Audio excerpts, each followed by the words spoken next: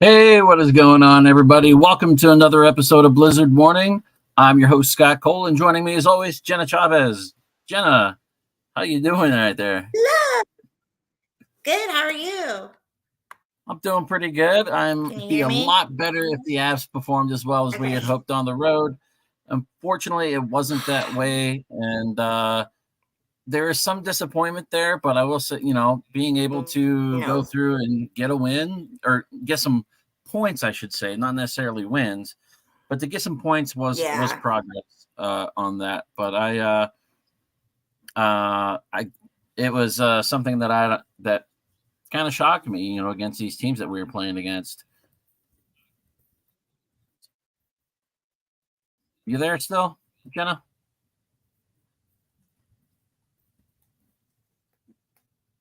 Did you read Graham's comment? Oh yeah, I was like, his My audio. audio's not working? Oh, it's No, Graham's. talking to Graham. Okay. Sorry about that. No, We yours was always working have just audio great. issues. By the way, guys, if Okay, you you're are fine. following us on Facebook, It's usually please me. remember to allow StreamYard to use your Facebook name. You need to give them permissions. Otherwise, all we see is Facebook user when we go through our comment section. If you're on YouTube, it allows that automatically. So thank you guys for following and checking in on us. Back to what we got going on right now. We had the Avs going 0-1-2 on the road, losing with our road trip woes going on, as they only secured 2 points on 3 games on their 3-game swing. First game was against Arizona, which we brought this up last episode, Jenna. I was worried about this Arizona team because it feels kind of like a trap game sometimes, especially coming off of a 4-game win streak.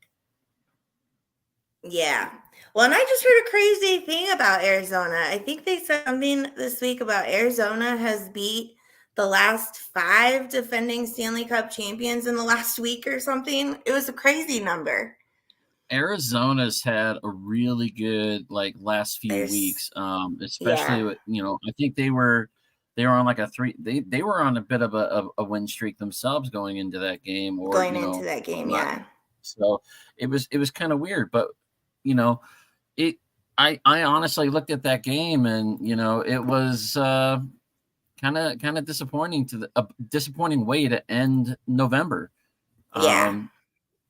You end up losing in overtime. We didn't see Cale Makar in overtime, which a lot of people were a little concerned about. He got the first goal of the game. Towards the end of that first period on a power play goal, assisted by Mikko Rantanen and Valeri Nichushkin. And then Miles Wood got his in the second period to tie things back up. And then MacKinnon, tied it up on a slap shot, halfway through the third. And overtime, just didn't go our way. It was towards the end of overtime. It kind of it says it's an own goal. I think it was not pretty, to say the least there. And then you go into Anaheim. And the Anaheim game sometimes we played down to Arizona. Yeah. Yeah, 100%. I wasn't happy with the way the Arizona game went. I think we looked a little flat at times. I don't know how it got that, but let's get to some exciting news in what happened on Saturday night against the Ducks. Bo Byram kind of on fire. 36 seconds into the game, Bo Byram got his first goal and then followed that up around the 8-minute mark with a second goal to get things going. And I think this was a game without Cale Makar. Am I correct? Or did Cale Makar play a bit in that game? I think Cale Makar played in that game. Yeah, because he had. Oh wait, maybe not. No, I don't think he did. Cale Makar played with the. No, because he did play. He got 25 minutes. 25 minutes of ice time, but only had looks like he only had 2 shots on goal and 1 hit, and then didn't play the rest of the game. This was a game where we didn't see him in overtime at all because it was Bednar going with Bo Byram, awarding Byram for his play early in the game with those 2 goals, and it just didn't manifest into a win. You thought, back-to-back games, overtime woes. Yeah. This one did go to a shootout. So there's some opportunity there. Only one goal went in for the bad guys for the Ducks, so they ended up getting the 4-3 shootout win in this one. And then on their second back-to-back of the season, I heard the narrative a few times when I was watching this game, or bits and pieces that I saw.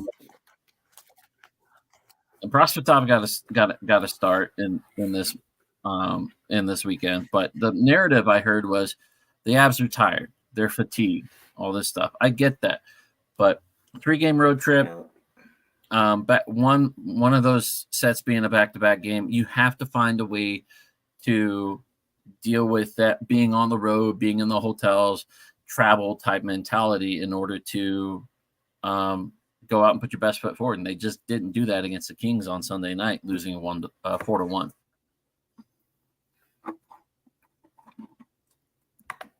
right. And so the question I got, sorry, Graham, is what can we make of this Cale Makar injury? Is this a panic or a wait and see type of thing with Cale Makar? Yeah.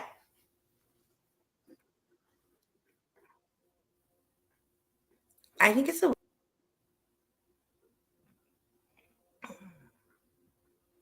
wait and see. I don't think it's time to panic until we know more details. Yeah, the only information we've gotten out of that is Cale Makar suffered a lower body injury. Whether I didn't see what happened with my work schedule being the way it is on the weekends. I don't get to watch a lot of the weekend games, and today my plans to go back and watch. I didn't get to see very many of the games this weekend. My plans to go back and watch some of the highlights, or speed up and watch some of the games over the weekend didn't occur either. Lower body injury with Cale, I with him being held out. Because he did skate in the morning. I didn't see what happened. He skated yesterday morning, from what I heard, and they called up Sam Landeskog just in case. I'm guessing it's a minor concern, might be like a knee or an ankle type thing. He got hit weird, or he took a puck off of the skate or off the boot of a shoe. And it, just kind of, it's a little sore, a little tender. So I don't think it's that big of an issue. If it was something serious, I think Jared Bednar and the Avalanche staff would definitely fill us in, especially with somebody of Makar's talent and everything. So I think it's just a wait and see type situation. We do have a 5-game homestand that we kicked off last night. But the next thing we want to talk about is the top line scoring right now. They're doing a fantastic job with it. And we'll throw this graph up. The top 4 scorers on the Avalanche right now are, of course, Nathan MacKinnon, Cale Makar, Mikko Rantanen, and Valeri Nichushkin. That's three players from your top 2 forward lines, and your top defenseman on the team right there. I mean, MacKinnon, 9 goals, 25 assists, is at a +9. Makar, 7 goals, 27 assists at a +18, which is great for a defenseman. Mikko Rantanen, 12 goals, 19 assists, +6, and Nichushkin, 10 goals, 11 assists, and a +6. This is also taking into account the goals scored from the first game in November, December. Jesus. Or some of the December games. Let me just say that. I think this is a great spot to see right now. You got 34 points out of Nathan MacKinnon. You're talking a little over a quarter of the way through the season. Makar as well with 34 points. Mikko Rantanen 31, and Nichushkin with 21. Yeah. And I think Nichushkin should be able to catch up now that he's starting to catch some traction and not worried about when his wife's going to go into labor. What is going on? Sorry. I'm having some computer issues, and I'm not sure what the issue is. Going 6 days, though. Jenna, I'm going to throw you down on throw you off for a second. Once you get things figured out, just give me a thumbs up and we'll bring you back on. Sorry about that, everybody. If you have other players you think have had a great season so far, please in the comments let us know. Give us some information. Tell us why you think they're having a great year and what they could possibly do. With MacKinnon and Rantanen, you expect this. I want to see what's going to happen with the other players that are on this roster that have been playing with them. Jonathan Drouin's starting to catch up there. Ryan Johansson's getting some time on that top line. And obviously, once Artturi Lehkonen gets back on the ice, he'll probably get some time on that top line too. In the meantime, we have had some players who are in for potentially a career year for some of them. And we'll see where that goes from there. One player who's currently having a good career year is Ross Colton. Ross Colton's having a great year. So far, 7 goals, 5 assists. He's at a +1. Career highs were set back in 21-22 with Tampa Bay. 22 goals, 17 assists across 79 games, and currently has 25 games played with the Avs. So you're looking at 39 assists. Jenna will be back. She's got to reboot her computer. Her computer didn't like her today, so she'll eventually be back. But we're at 14 points, 25 games in for Ross Colton. He's had 39 points total. It was his best year in 21-22. So he's well on pace to exceed that, and I think he's only going to continue to grow. This also goes to say the conversation was had with Coach Jared Bednar the other day. Why is Ross Colton getting more time on ice than what Ryan Johansson's getting? And this is it right here. He's got more points and everything else. Jenna's back. So sorry. Had to go to the phone, I see. I had to switch to the phone. My computer straight up just like crashed. It was like, I'm done with life. Her computer finally got caught up with what's going on in the world and says, I can't take it anymore. And right? It's like, we're done. Goodbye. So we were just talking about Ross Colton, a career year for some of our players. Ross Colton's got 7 goals, 5 assists. He's at a +1 right now. His career high is 22 goals and 17 assists with the Tampa Bay Lightning in 21-22. He's at 14 points right now. He's had 39 points for a career high, and he's only played 25 games with the Avs. I think those numbers are pretty impressive. I like him. I like him a lot. I mean, we're talking even with just 75, if you were to triple that amount, those points with what he's played with the Avs, you're looking at over 40 points already in that time, which would 42, I believe, which would beat what he's got, what his previous career high was for the season. So I really like what I'm seeing out of Ross. And I was saying, Coach Bednar was asked, why is Ross Colton getting more ice time versus Johansson? I loved that quote so much. This is the reason Ross Colton is performing. He's showing chemistry and development with other players on the team. Ryan Johansson, while being a veteran status, this is Johansson's 14th year in the league. As I say, so a lot of people got to take that into account. I see a what's up, buddy. I have no idea who this is. Hello, Facebook user. Please, if you are on Facebook, guys, please give StreamYard permissions to share your name from your Facebook feed. That way we can reach out to you guys as best as possible and address you guys by your name. We'd love to know who's talking with us, who's chatting with us. So I apologize. I don't know. There are many Facebook users across my friends list and everything else. So hopefully we get to hear from you guys. Another new player to the Avalanche who could potentially have a career year is Miles Wood. Miles Wood. This guy is performing well. The big thing, career highs, 19 goals, 14 assists. The big thing I want to focus on with Miles Wood is not necessarily the points that he's putting up, but it's his plus-minus rating.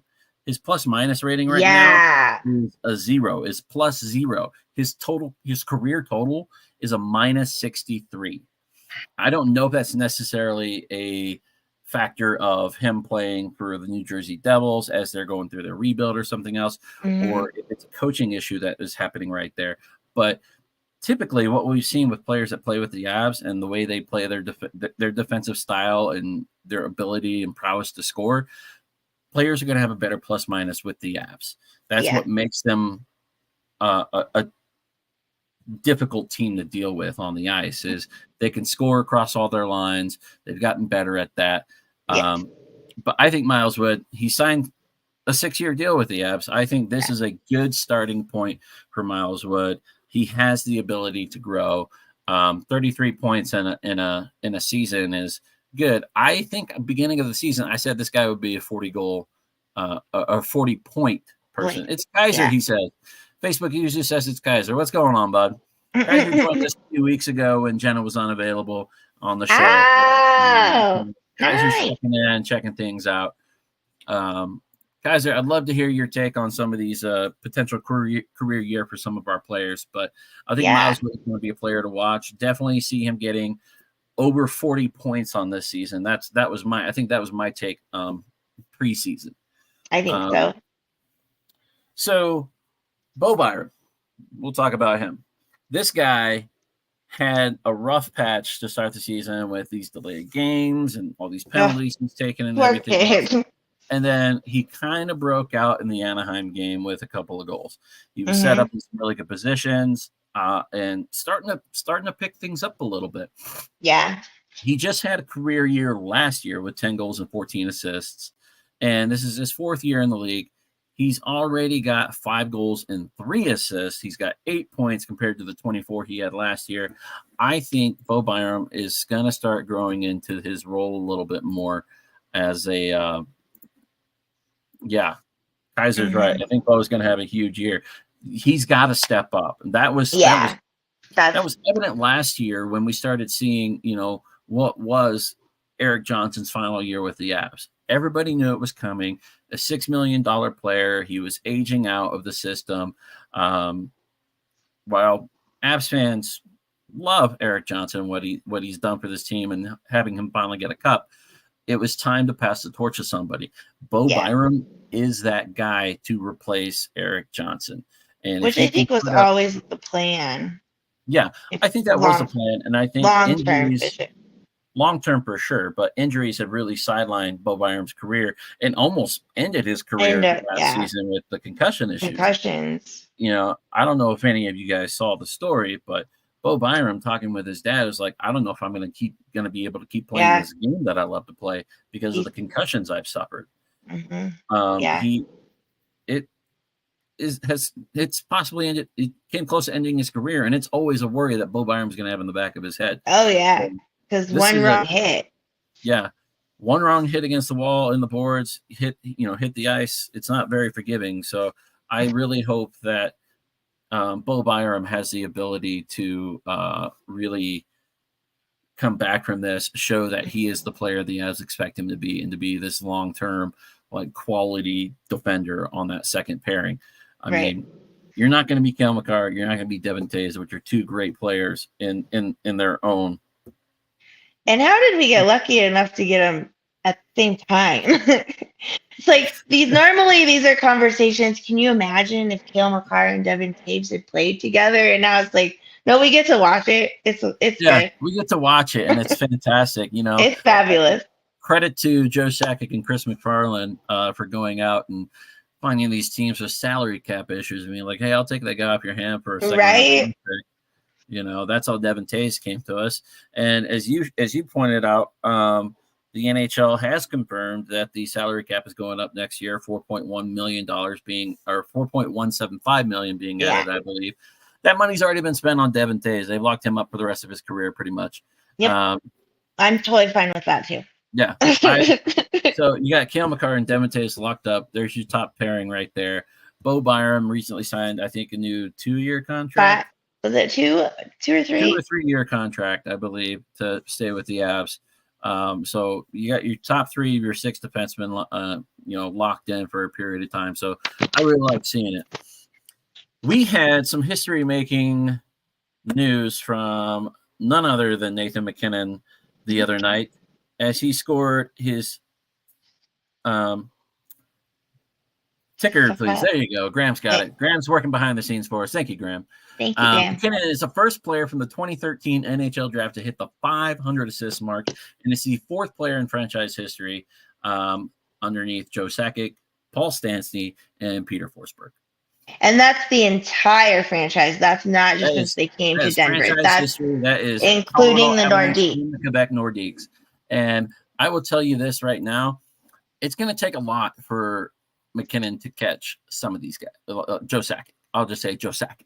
As I say, Peter Forsberg has 538 assists, which is doable this season. Yeah. It's doable to catch him and head up to number 3. Peter Stastny, I said Paul, my bad. I apologize. I got it wrong. You guys, Kaiser's going to slap me the next time he sees me. My bad. Has 668 assists. But the great Joe Sakic has 1,016 assists in his career. Oh, my gosh. I doubt. I mean, it's feasible for him to do it. You know, Joe Sakic played, 20 years in the league? Mm-hmm. I believe. And I think so. Right now, Mr. MacKinnon 6 is in his 11th. 11. Really? Wow. Yeah, you're right. Yeah, his 11th season. So I just had to look that up real quick. Yeah, I'm getting slapped, he says. Call him Paul Stastny. It's Peter Stastny. My bad. You had the P right. It was a P name. Yeah. Peter Paul. But I mean, it's fantastic to see somebody that this team has poured so much into as a franchise player do something, you know, and be among the greats of his draft year. Yeah. You know, in that 2013 draft. It's kind of impressive. I mean, I'll have to look it up, see who else was in this draft class. I didn't pull that up, which I should have done prior. Yeah, I don't remember. There were some names that were supposed to be good. I'm pulling it up right now. Seth Jones was drafted number 1 overall. Jonathan Drouin, Darnell Nurse, Sean Monahan, Hunter Shinkaruk, Anthony Mantha. You know that's. These are some of the prospects. Okay. But let's see. Nathan MacKinnon went first. Alexander Barkov, Jonathan Drouin, Seth Jones, Elias Lindholm, Sean Monahan, Darnell Nurse, Rasmus Ristolainen, Bo Horvat, Nichushkin, Max Domi, Nikita Zadorov, Kirby Reichel, Anthony Mantha. Yeah, let's go. Andrei Burakovsky was part of this class. Shea Theodore. Okay. Ryan Hartman. That's just some of the top 30 right there. So it's definitely So it's definitely interesting to see how well he's doing. I mean, he's the cream of the crop in that draft class, drafted number 1 overall. So it's nice to see one of them doing it, and it was good. But MacKinnon continued his point streak. The Avs started their 5-game homestand last night with a win over the Ducks. That is the season finale against the Ducks, and they made us kind of sweat it out there at the period. I was not pleased with. I was not loving it. The Avs hold on for, what was it, a 3-2 victory last night? Yeah. And that is one hell of a way to start your 5-game homestand. You go up. What was they up 3-0? 3-0. You're up 3-0 with a little over 13 and a half minutes left in the game, and you give up a shorthanded goal, and then you give a 5-on-3 power play because McDermott got all wily last night. McDermott was all over the place last night. What? He did not take his meds yesterday. A minute 40 into the game, he gets this beautiful feed off the boards by Nathan MacKinnon and just wrists it in, and it's an amazing goal. Thanks for screwing over my first goal bet. I appreciate that, McDermott. But it was your first goal bet. I took Mikko Rantanen to be the first goal last night. He needed a goal. Yeah. I really wanted to see it, but I think it happens tomorrow. I think tomorrow night. You think tomorrow night? Tomorrow night. Okay. Tomorrow night. But Jonathan Drouin did get a goal last night. Or no. He assisted on a goal last night. MacKinnon got his first goal, or his 9th goal of the game last night. And then MacKinnon was, I think, was the first star of the game last night. Yes, he was. He was. Yeah, first star of the game, had the goal, 2 assists. Curtis McDermott had a goal, and Josh Manson was the 3rd star of the game last night. And it was Manson is playing some minutes. Yeah, needs to. Without Cale Makar on the ice, somebody. I know. Yeah, I think that it looks, from the numbers I was looking at, it looks like they've been splitting Sam Girard's ice time between Johnson and Manson. Yeah. But now we have Makar. So that's why Sam Malinsky got called up. Caleb Jones is playing on that 3rd line. Because Caleb Jones played a lot last night. I think Caleb Jones and Malinsky. I think we had 7 defensemen last night for the game. I think they still list McDermott as a defenseman, even if he is playing as a forward, which draws me crazy. He said 9 times out of 10 when he goes on the ice, he doesn't even know he's going. He just goes. I agree with Kaiser here. It says the Avs need to tighten up with their bad own zone turnover. Yes. In general, this is what's killed them in some of those close games towards the end of the day. Is they get caught up with just trying to block and not just trying to clear the puck, and they forget the fundamentals as they've been taught. If you look at them when they have the time and they think about it and they go through it, they clear along the boards. Yeah. When they're panicking and whatnot, you see them typically just try to clear it up the ice in general. It doesn't matter as long as they try to get it up and out of the zone. But the opposing team's defense is right along that zone, doing what McDermott did last night, or Manson did, just gloved it out of the air and passed it in. So it can kind of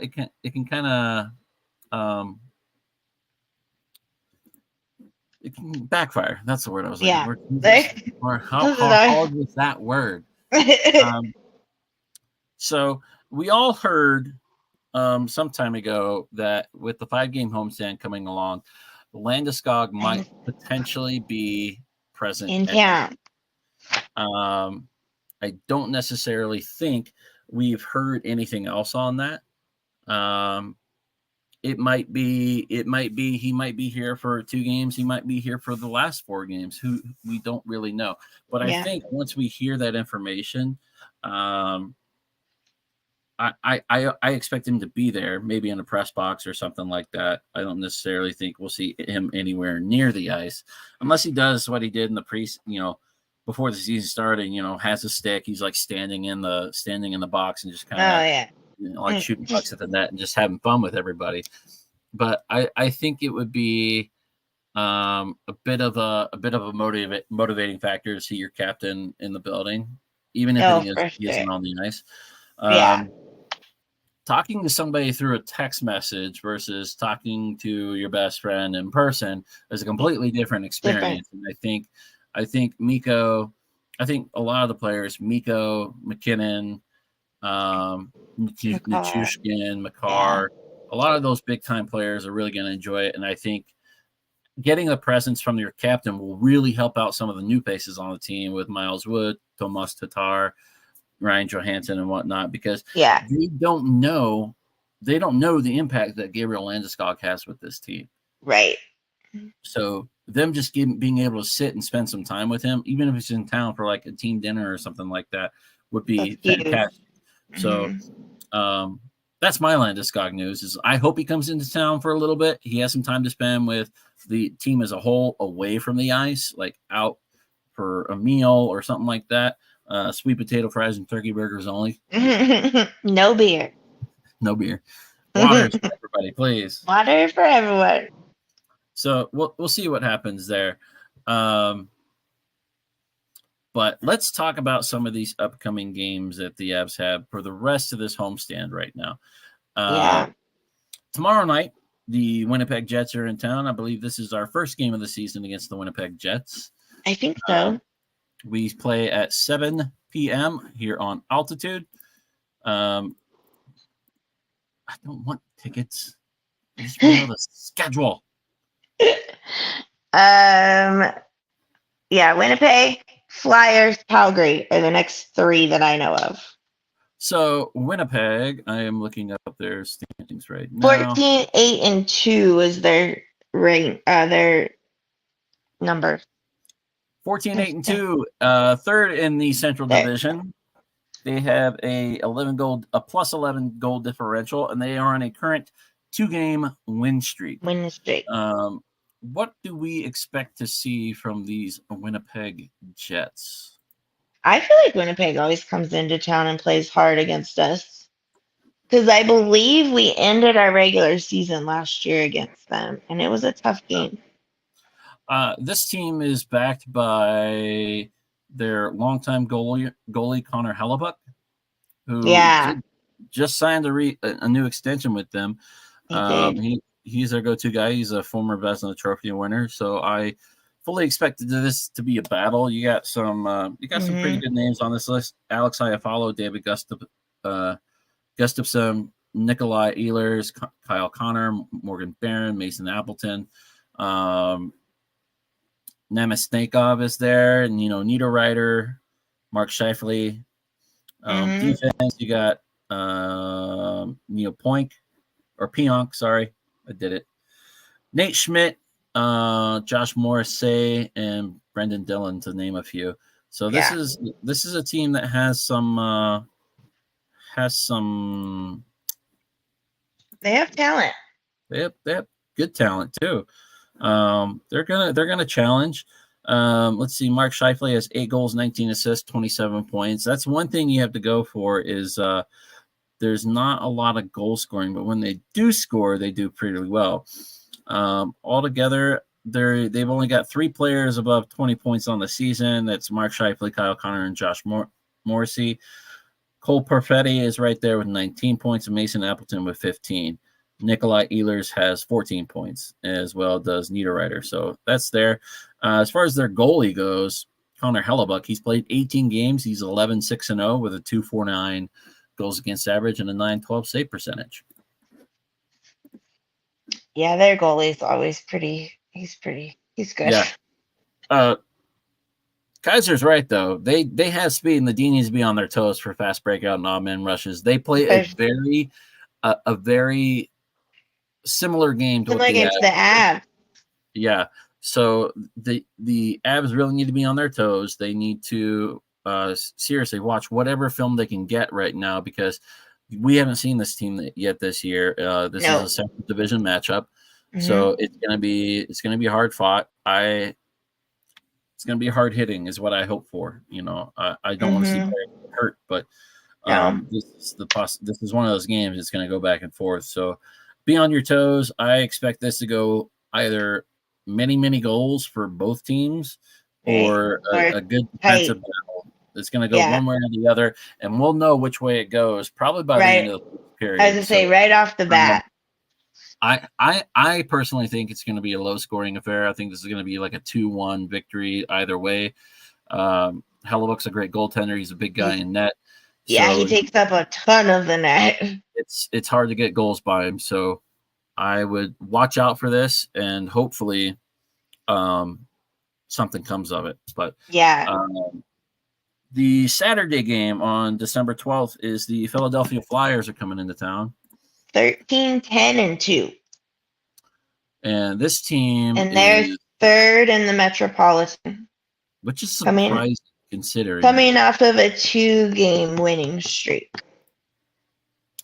Yeah. It's surprising to see them in this position. I mean, they have nobody above 20 points on the season right now. They've got some talent on their team, but it's a lot of talent that's been taken from other parts of the league just to put a team together. They have a melting pot. Yeah. There's a few names on here that I recognize: Cam Atkinson, Travis Konechny, Sean Courtier is there as well. Cam York, Ryan Poling, Nick Seeler. But Rasmus Ristolainen came over from Buffalo. Mark Stahl's there as well. They put a lot of faith in the Carter Hart to be their starting goaltender, and it's been an interesting year. He's got 7 wins, 6 losses, 1 overtime loss, 2.55 goals against, and a .913 save percentage.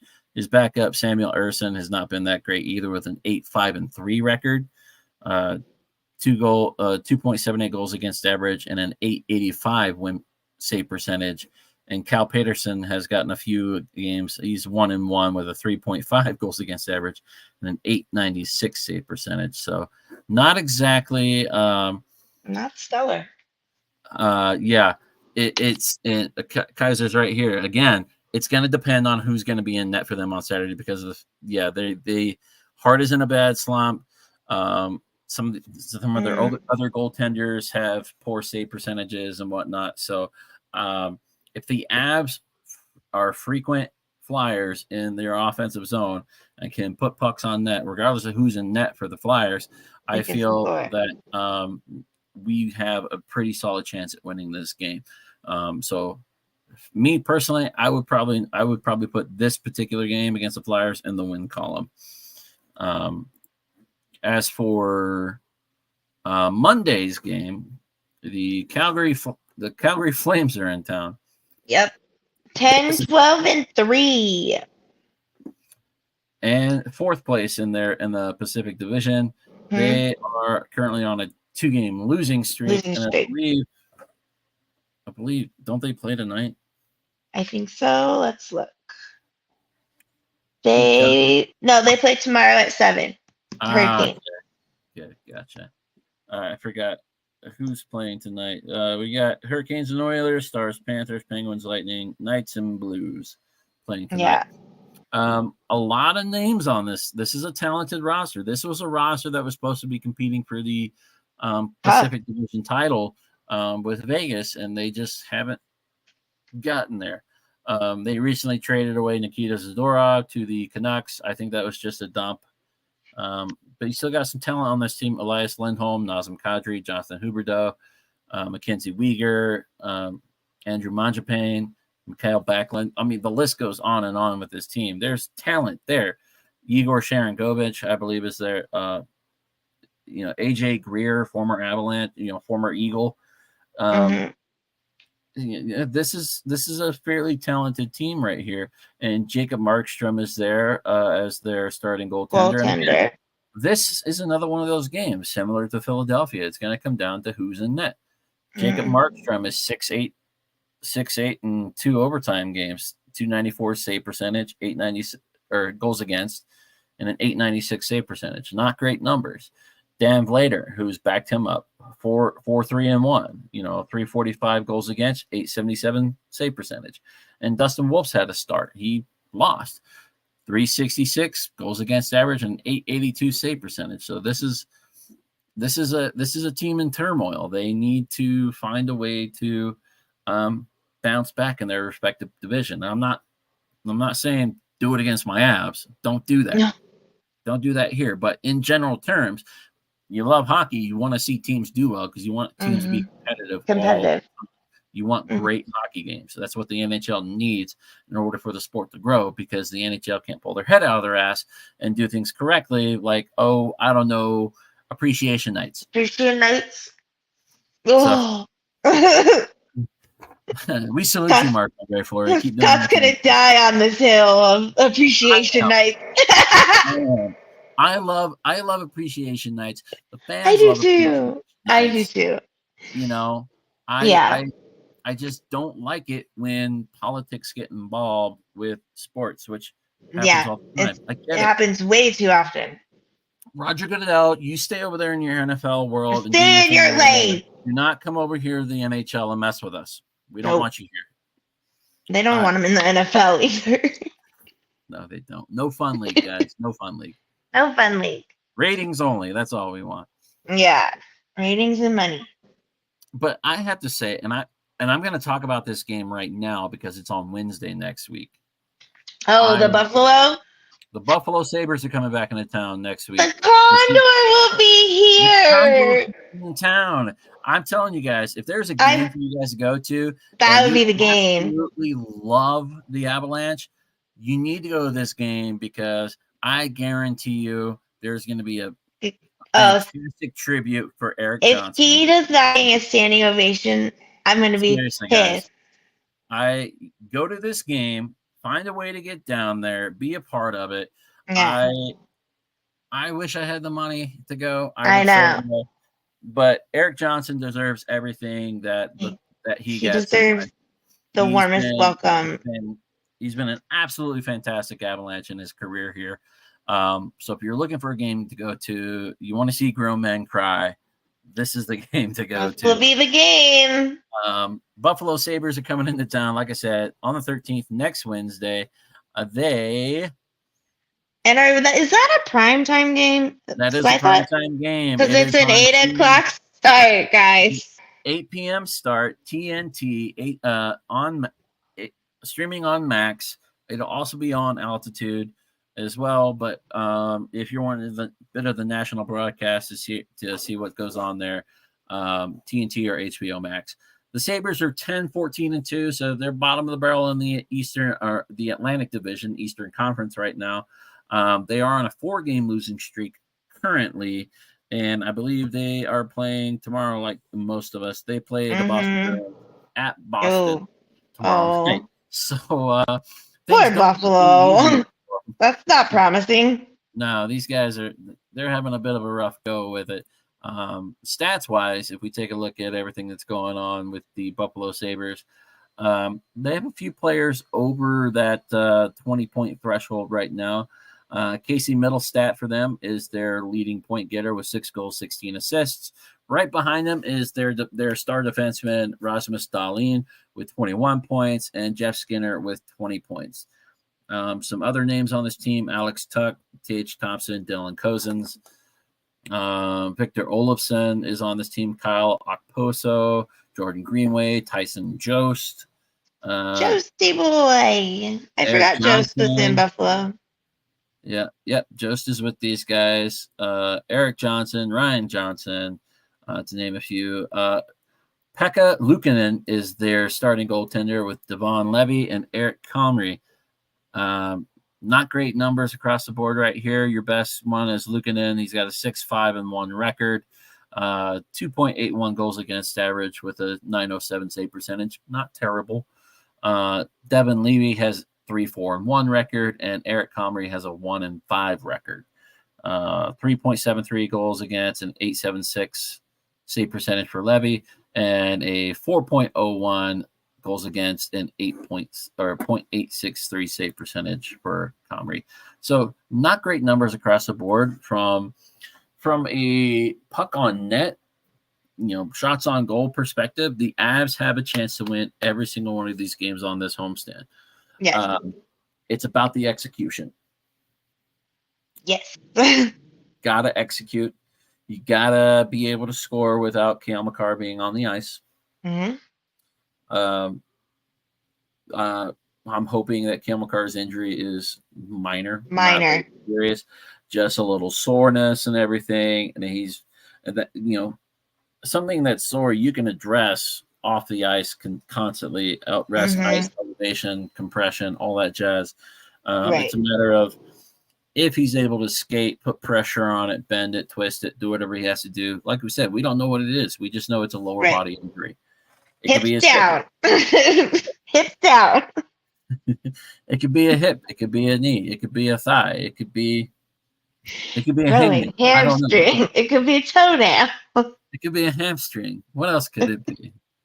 It could be a number of things. But I feel since we heard he skated yesterday morning during the Avs morning skate, I feel it's not too serious. He'll be back.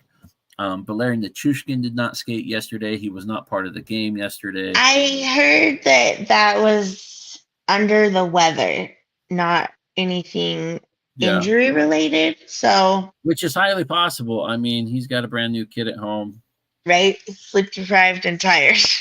So his immune system might be a little down little more down than others. And Colorado's been a bit of a hot spot with some respiratory illness and flu and whatnot going on. So it's definitely something that could happen. I know I was sick a month and a half ago, and I was out for like 3 weeks. It was terrible. Yeah. Absolutely terrible. But yeah, that's the next 4 games. Oh, Cogliano didn't skate yesterday either. Sorry. To go back to that. Who did not skate? To go back to the whole not skate. Cogliano didn't skate either.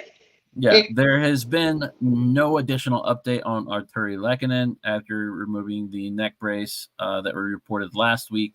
He, I presume, is still going through his PT and physical and trying to continue with his coverage and get cleared for on ice activity, or at least to get on ice and skate. So, in the meantime, I think we'll see.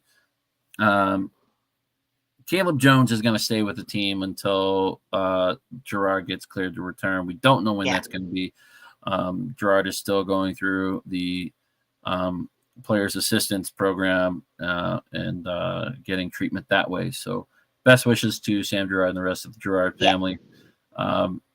Please, we'd like to see you back. I know you guys have gotten a lot of hate and dislike from a lot of people, and anxiety is a pain in the ass, especially with the rumors and whatnot. So hopefully he comes back. In the meantime, we'll see a lot more Caleb Jones. I think Josh Manson will get a lot more time on ice.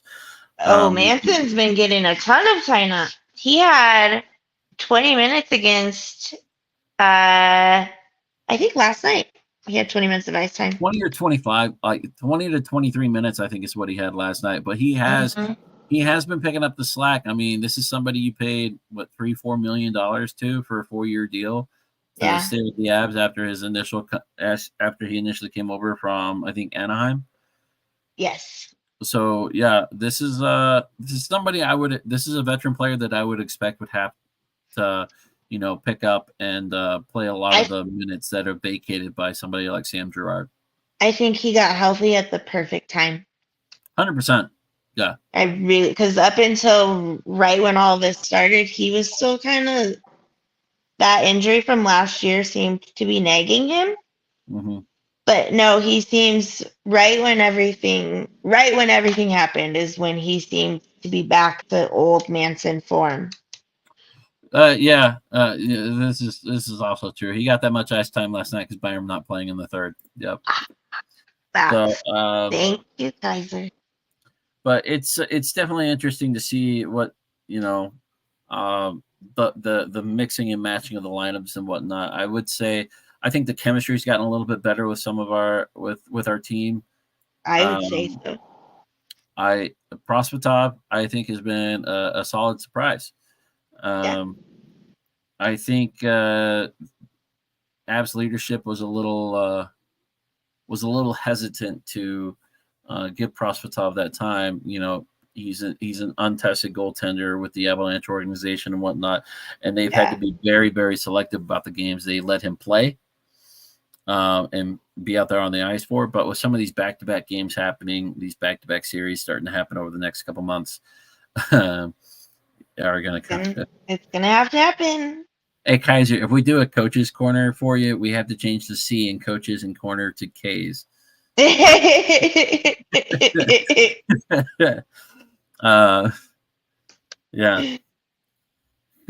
that's what really grind my gears.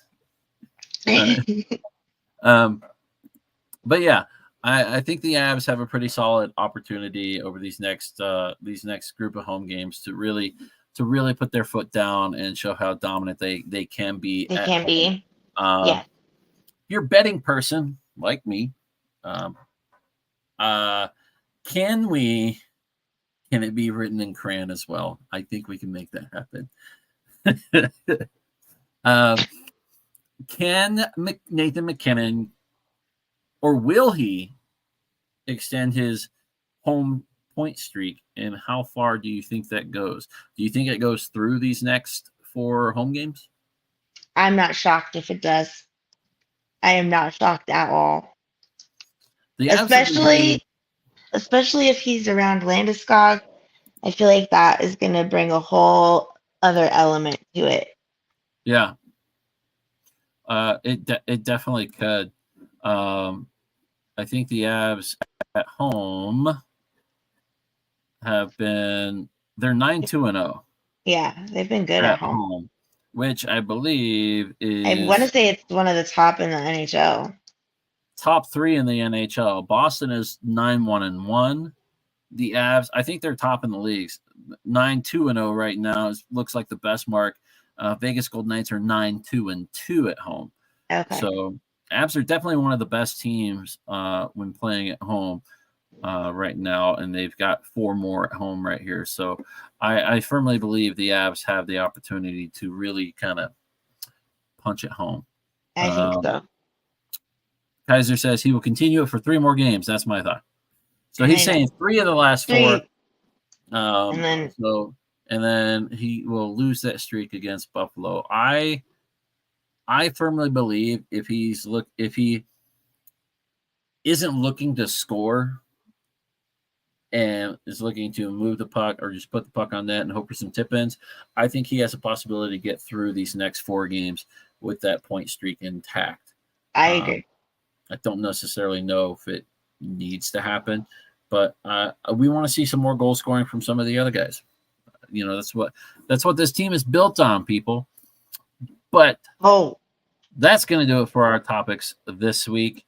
We have 2 more weeks with you guys before we take our Christmas break with everybody else and get reset for the new year. We'll have some more information on that as we get closer to that time.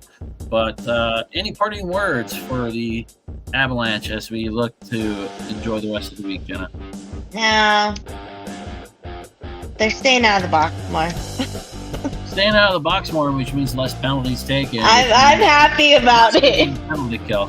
And that was the mountain I was going to die on.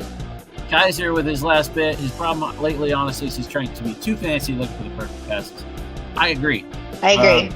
No parting shots from me. I like where the Avs are right now. It's December. Let's get through the end of the year. Let's have a great time. All right, guys. Thanks for tuning in with us tonight. We appreciate it. Enjoy everything you guys see here on Blizzard Warning. Share us with your friends. If you see our schedule come up, post it on Facebook, YouTube, wherever you're watching. Share it with people. Invite them in. Let them come have their thoughts with us, too. This is a fan-ran show, so we want input from the rest of you guys. But for now, that's going to do it for me. I'm Scott Cole. Jenna Chavez with Hear Me on Screen. And Graham's behind the scenes running things for us. So, Graham, thanks for joining us. And Thanks, Graham. We look forward to seeing you guys on another episode of Blizzard Warning. We'll be back next